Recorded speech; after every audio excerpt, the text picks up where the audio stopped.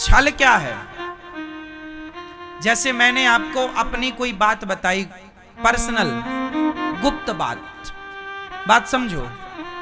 जैसे मैंने आपको अपनी एक पर्सनल बात बता दी, क्योंकि मुझे लगा कि आप मेरे दोस्त हैं, मुझे लगा कि आप मेरे शुभ चिंतक हैं, तो मैंने अपना कोई पर्सनल बात मैंने आपसे बताई, लेकिन आपने उस बात को सुनी और आपने जाके लोगों को बता दी। तो आपने मेरे साथ क्या किया? आपने मेरे साथ क्या किया? छल। आपने मेरे विश्वास को तोड़ा है। आपने मेरे विश्वास को, यदि आपने मेरे विश्वास को तोड़ा है तो भगवान फिर कभी आप पर विश्वास नहीं करेंगे कि भाई ये विश्वास के योग्य नहीं है। संसार के व्यवहार से ही ईश्वर आपको नंबर देते हैं। समाज में आपका कैसा व्यवहार है, जो सबके प्रति अच्छा भाव रखता है, भगवान समझते हैं कि ये व्यक्ति अच्छा है, उसे चुनते हैं भगवान, उसे अपनी भक्ति देते हैं, अपना ज्ञान देते हैं, सब कुछ देते, उड़ेल देते हैं भगवान। भगवान देने में कमी नहीं करते। तुम लेने के पात्र तो बनो, ग्रहण करने की क्षमता तो रखो। तुम्हारे अंदर छल नहीं होना चाहिए। बात समझ में आ रही है? आजकल के लड़के किसी लड़की को गुलाब देते हैं, उसे कहते हैं कि हम तुमसे बहुत प्यार करते हैं, तुमसे शादी करेंगे, तुमसे ही प्यार करता हूं, तुमसे ही शादी करूंगा। पर उस लड़की ने एक दिन पकड़ लिया कि वो दूसरी लड़की के संग भी घूम रहा है, तो तुम्हारे साथ उसने क्या किया? क्या किया? यही है छल। विश्वासघात को ही छल कहते हैं। छल है। और ऐसे लोग ना ऐसे लोगों को आप पसंद करेंगे और ना ऐसे लोगों को भगवान पसंद करेंगे। लेकिन आज के लोगों में ये छल कूट कूट के भरा है। आजकल का आदमी जैसा दिख रहा है वैसा नहीं। धोखा देने में तो पीएचडी कर रखी है, झूठ बोलने की तो मशीन है। छल भरा। इसलिए कलयुग में क्या है, सतयुग त्रेता द्वापर में छल नहीं था कभी कभी कहीं कहीं कोई पहले के लोग, रावण जैसे लोग छल, मतलब छल करने वाले लोग ही अलग थे उस टाइम पर। रावण जैसे, मारीच जैसे, शकुनी जैसे, ये सब छले, अलग ही वैरायटियां थी, अलग ही दिखते थे। लेकिन आजकल के तो लोग सगा बेटा बाप के साथ छल कर देता है। हाँ या ना? पति पत्नी के साथ छल कर रहा है, पत्नियां पति के साथ छल कर रही हैं। छल।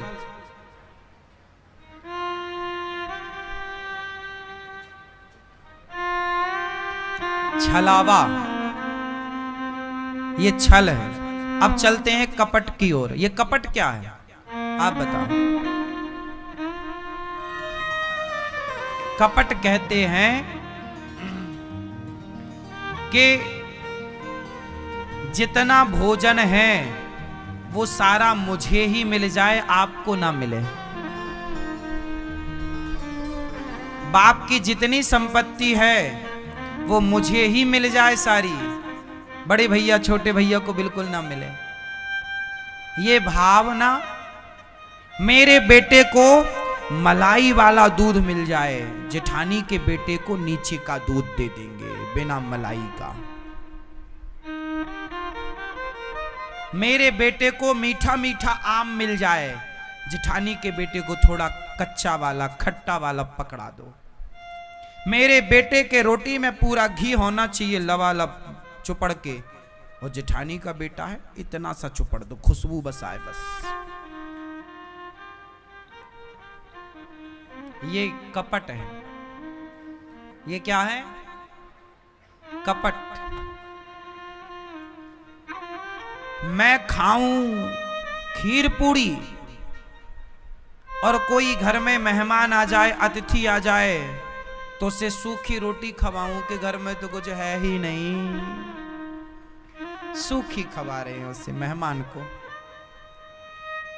कुछ लोग ना खीर बनाते हैं और तभी कोई आ गया, बैल बजी, टिन टिन, अरे कोई आ गया, तुरंत देखा छोटे से छेद गेट में नहीं होता, अच्छा फूफा जी आए हैं, आ गई बुआ, लो भैया, तुरंत जाके खीर छिपा देते हैं छिपा दो जल्दी नहीं बुआ सबरी खा जाएगी, छिपा दी खीर। अब मेहमान आए बैठे, तो आप तो इंतजार कर रहे हैं कब ये जाएं, कब हमारी खीर ठंडी हुई जा रही है।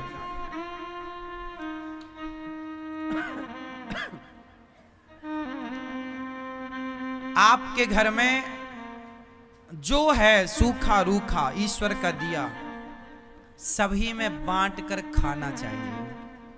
और अकस्मात कोई आपके घर आ जाए तो उसे जरूर खिलाना चाहिए, क्योंकि जब कोई भी व्यक्ति आपके घर आता है और पेट भर खाता है, तो खाता है ना, तो वो तृप्त होता है। और जब किसी भी व्यक्ति को आप खिलाते हो तो खाए हुए व्यक्ति के भीतर जो ईश्वर बैठे, सबके अंदर भगवान है। तो जब कोई तृप्त होता है तो मैं तृप्त नहीं होता, आप तृप्त नहीं होते, व्यक्ति तृप्त नहीं होता, व्यक्ति के भीतर बैठे हुए परमात्मा ही सदा तृप्त होते हैं। और ईश्वर की तृप्ति ही आपकी और हमारी तृप्ति होती है। इनडायरेक्ट ईश्वर आपके द्वारा ही खाते हैं। इसलिए जो खाओ वो खिलाओ, ये कपट नहीं है, पर खाओ कुछ और खिलाओ कुछ, ये कपट है। मैं बढ़िया से इन चीजों को जानता हूं। बचपन में मैं जब भीख मांगने जाया करता था, बचपन में मैं भिखारी गांव में भीख मांगा करता था। हमारी आर्थिक स्थिति बहुत अच्छी नहीं थी, तो जब हम गांव में भीख मांगने जाते थे तो भिखारियों के लिए कुछ लोग अलग ही चावल रखते थे, टूटा हुआ मोटा सा, जो सबसे थर्ड क्वालिटी का, अपने खाने के लिए अलग रखते थे कुछ लोग, और भिखारियों के लिए अलग रखा जाता था। पहले के टाइम पर भिखारी लोग आते भी ज्यादा थे, तो लोग खाने का चावल अलग रखते थे और देने वाला चावल। आप में से ये याद है, ये दौर देखा है आप लोगों ने?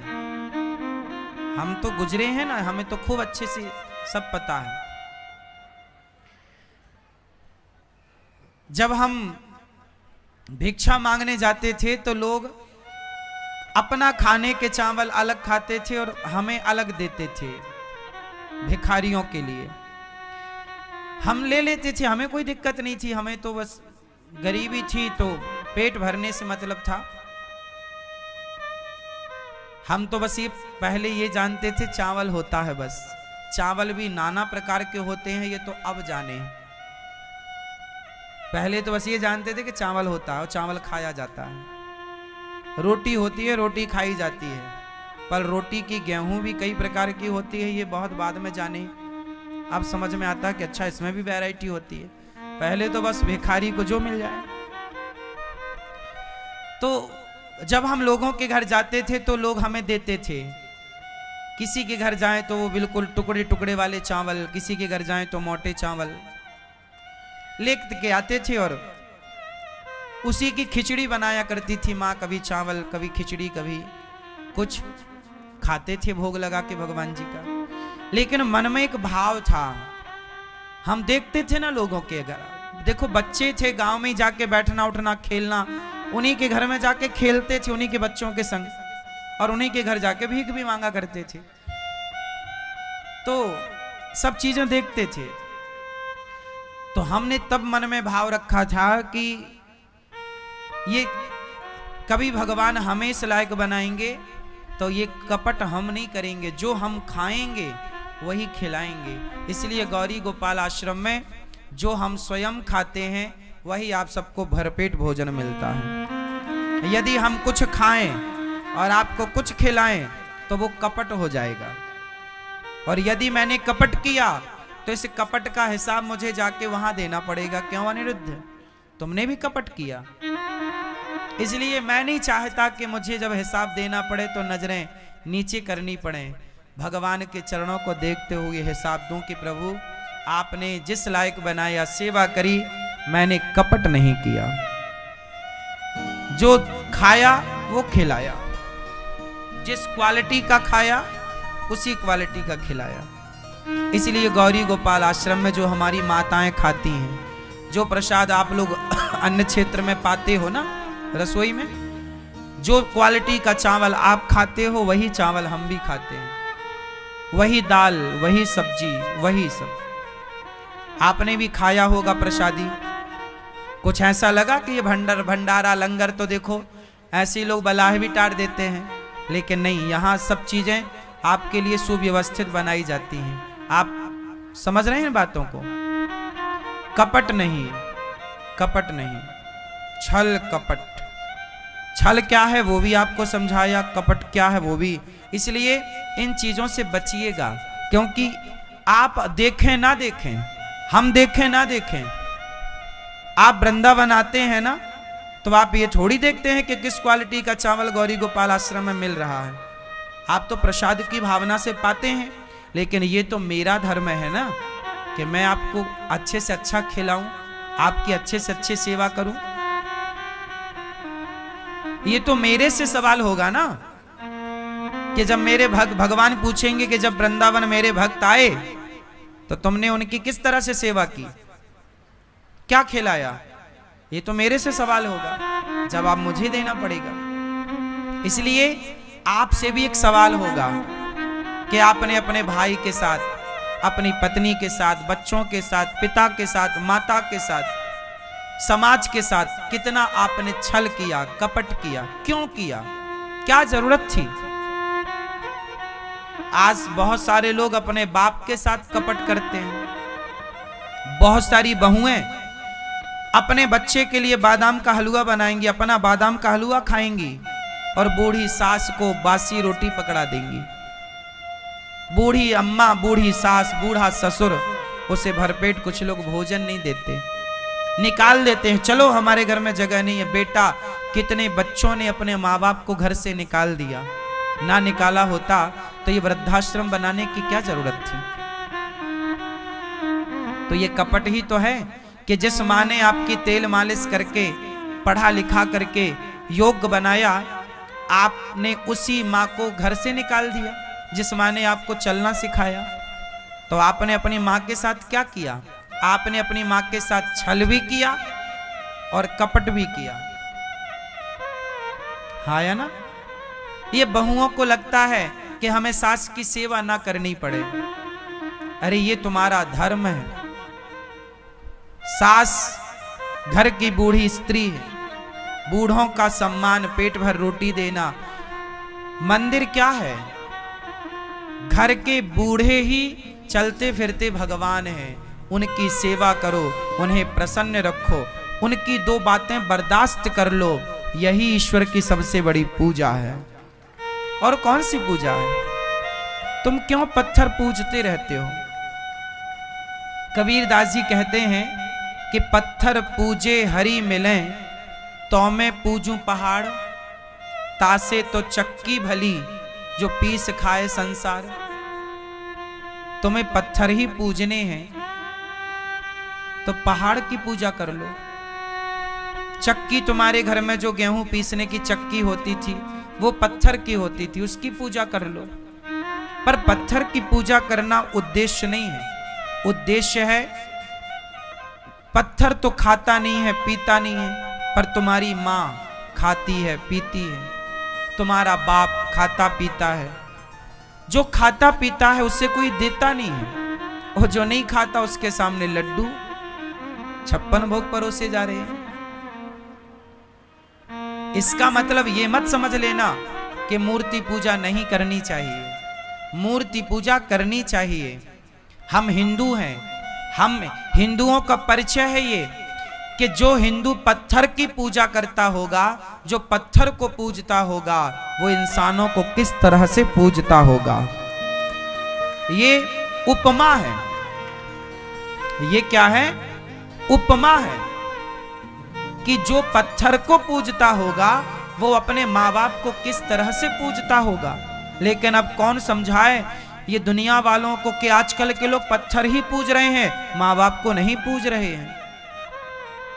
जबकि बात ये होनी चाहिए कि माँ बाप को पूजने के बाद, माँ बाप की सेवा के बाद समय मिले तो आप ईश्वर को कण कण में देखते हो तो पत्थर में भी देखते हो। ईश्वर तो सब जगह है ना, माँ के अंदर है, पिता के अंदर है, बच्चों के अंदर है, आपके अंदर, मेरे अंदर, तो फिर वो पत्थर में भी है। हाँ, तो ईश्वर को पत्थर के रूप में हम पूजें, कोई बुराई नहीं है, लेकिन पहले माता के रूप में तो पूज लें, पिता के रूप में तो पूज लें। जो अपनी माँ के रूप में ईश्वर को पहचान गया, पिता के रूप में ईश्वर को पहचान गया, वही तो पत्थर के रूप में भी भगवान को पहचान सकता है। जो माँ बाप के रूप में ना पहचाना हो भाई साहब, वो पत्थर में पहचानेगा। आप अपनी माँ को घर से निकाल दो, आप अपने बाप को रोटी मत दो और जाओ मंदिर में आरती उतारो, पूजा करो, तो ये तुम्हारी पूजा सफल है या व्यर्थ है? हाँ, सफल तो ना होगी ना मेरी माँ। इसलिए ये दास अनिरुद्ध, मैं मंदिर में कम जाता हूँ, भगवान की पूजा कम करता हूँ मेरी माँ, मैं तो अपनी वृद्ध माँ, बेसहारा माँ की ही पूजा करता हूँ, उन्हीं में ईश्वर को देखता हूँ। इंसान में ही ईश्वर को देखो। नर सेवा ही नारायण सेवा है। ये मेरी अपनी पर्सनल मान्यता है, शास्त्र भी इसका सपोर्ट करते हैं। आप मेरी बात को कितने नंबर देंगे, मानेंगे नहीं मानेंगे, आप स्वतंत्र हैं। मैं तो अपना मूर्ख हूं ना, तो पर्सनल विचार दे रहा हूं कि माँ बाप ही भगवान है मेरे लिए, माँ बाप की सेवा ही सबसे बड़ी सेवा है मेरे लिए। अब जरूरी थोड़ी है कि मेरी इस बात से आप लोग भी सहमत हो।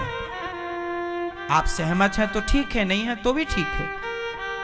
आप स्वतंत्र हैं, अपने विचार जैसा आपका हो वैसा करो। ये तो मेरे पर्सनल विचार हैं, और केवल विचार नहीं है, मैं जो करता हूं वही कह रहा हूं। नवरात्रि आई तो बताओ पहली वो कौन सी देवी है जो उस नवरात्रि में पूजने के योग्य है? आप माटी की दुर्गा जी लाते हो। जब साक्षात दुर्गा तुम्हारे घर में है तो माटी की दुर्गा की क्या जरूरत है? क्या तुम्हारी माँ साक्षात दुर्गा नहीं है? क्या साक्षात भगवती नहीं है? जिसके घर मां ना हो वो माटी की दुर्गा ले आए, ठीक है, पर तुम्हारे घर तो साक्षात मां है। नवरात्रि आई तो तुमने जय माता दी की, करो, बुराई नहीं है, पर जो तुम्हारी अपनी मां है, क्या उसके चरण धोकर तुमने पिए? क्या उसके चरणों में पुष्प चढ़ाए? क्या हाथ जोड़ करके कहा कि मां तुम ही मेरी सब कुछ हो? क्या उस मां को तुमने कभी प्यार से उस मां की सेवा की, संतुष्ट किया, खुश किया?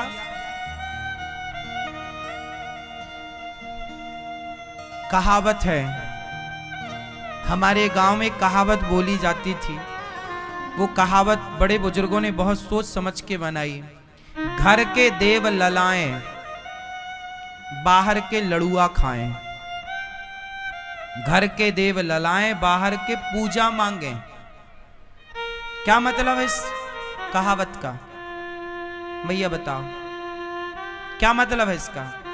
कि घर के देव ललाएं, ललाएं मतलब तरसें, ललाएं मतलब समझते हैं? घर के देव ललाएं, बाहर के लड़ुआ खाएं। ये भैया बताएंगे मूंछों वाले, इस मुहावरे का क्या अर्थ हुआ? ये भैया पता है? नहीं? आप भैया नहीं? आप बताओ। घर के देव ललाएं, बाहर के लड़ुआ खाएं। या फिर इसको इस तरह से भी बोलते हैं, घर के देव ललाएं बाहर के पूजा मांगे। क्या मतलब है इसका?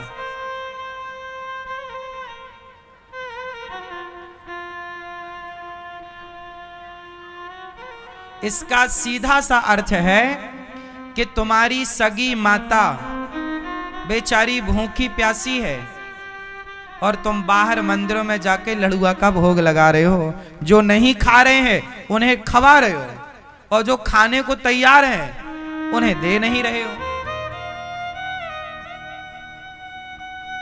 जो नहीं खा रहे हैं उनको तो दे रहे हैं, और जो खा रहे हैं उन्हें बासी रोटी नसीब नहीं हो रही है।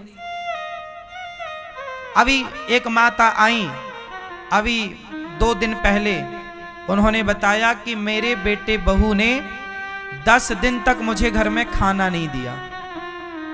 अपनी सगी माँ को बेटे बहू ने भोजन नहीं दिया, पूछा नहीं।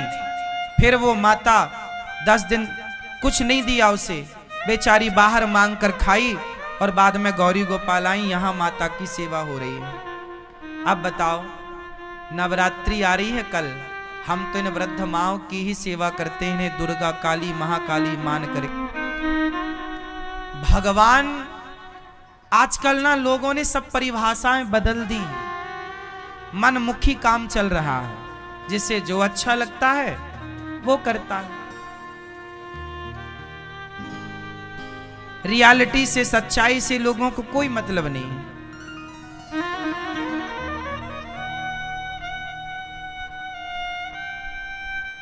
जो जिसका धर्म है बस वो अपने धर्म का आचरण ना करके बाकी सब कर रहा है। मनमुखी, मनमानी और मनमाना आचरण आपको कभी सुख नहीं देगा। इसलिए आज समाज में सुख नहीं है। पहले ज्यादा सुख था,